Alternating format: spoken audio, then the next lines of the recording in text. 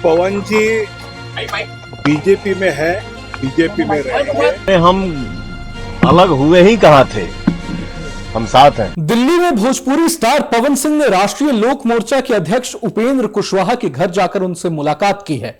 इस मीटिंग में पवन सिंह के साथ बिहार बीजेपी प्रभारी विनोद तावड़े और बीजेपी नेता ऋतुराज सिन्हा भी मौजूद थे।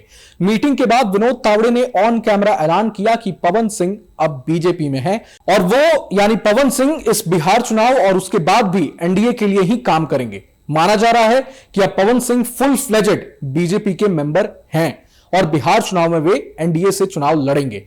पवन सिंह किस सीट से चुनाव लड़ेंगे इस मुद्दे पर वीडियो में आगे बताएंगे, लेकिन सबसे बड़ा सवाल यह है कि आखिर पवन सिंह का यहां उपेंद्र कुशवाहा से मिलना और लोकसभा चुनाव के सारे गिले शिकवे दूर करना एनडीए के लिए, खास करके बीजेपी के लिए कितना फायदेमंद रहने वाला है। ध्यान हो कि पवन सिंह ने बीजेपी के खिलाफ जाकर 2024 के लोकसभा चुनाव में काराकाट से ताल ठोक दिया था, वो भी निर्दलीय के तौर पर, जहां से एनडीए के उम्मीदवार उपेंद्र कुशवाहा थे। पावर स्टार के चलते काराकाट लोकसभा सीट पर वोटों का जबरदस्त बिखरा हुआ और उपेंद्र कुशवाहा जीत का स्वाद नहीं चख पाए। राजनीतिक जानकारों का मानना है कि कुशवाहा बिरादरी के बड़े नेता की पवन सिंह के चलते हुई हार ने इस जाति के लोगों को काफी नाराज किया था।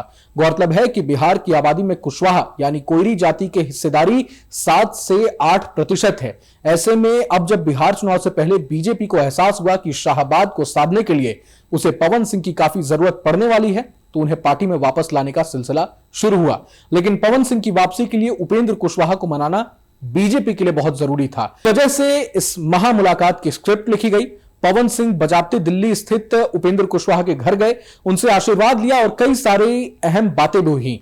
वैसे इस मुलाकात के पीछे गृह मंत्री अमित शाह की रणनीति भी बताई जा रही है। खास बात यह है कि उपेंद्र कुशवाहा से मिलने के तुरंत बाद पवन सिंह ने गृह मंत्री अमित शाह से भी मुलाकात की। इधर कहा जा रहा है कि पवन सिंह शाहाबाद की 2 सीटों से विधानसभा चुनाव लड़ सकते हैं, जिस पर सहमति भी बन गई है। पवन सिंह भोजपुर जिले से चुनाव लड़ सकते हैं। भोजपुर की बड़हरा या आरा विधानसभा सीट से उनके चुनाव लड़ने की प्रबल संभावना है। बड़हरा सीट की बात करें तो वो पवन सिंह का गृह विधानसभा भी है। पवन सिंह बड़हरा के ही जोकहरी गांव के रहने वाले हैं। खास बात यह है कि बड़हरा और आरा सीट दोनों पर ही इस वक्त बीजेपी का कब्जा है। हम अलग हुए ही कहाँ थे, हम साथ हैं।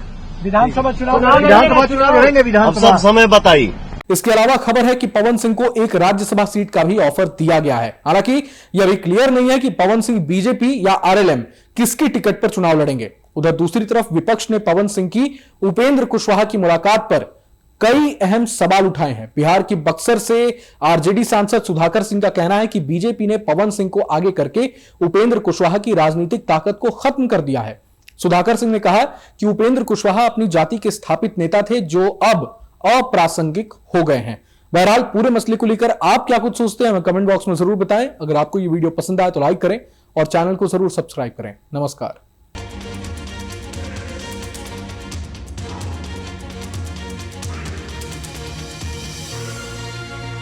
पवन जी बीजेपी में है, बीजेपी में रहेंगे। हम अलग हुए ही कहाँ थे, हम साथ हैं।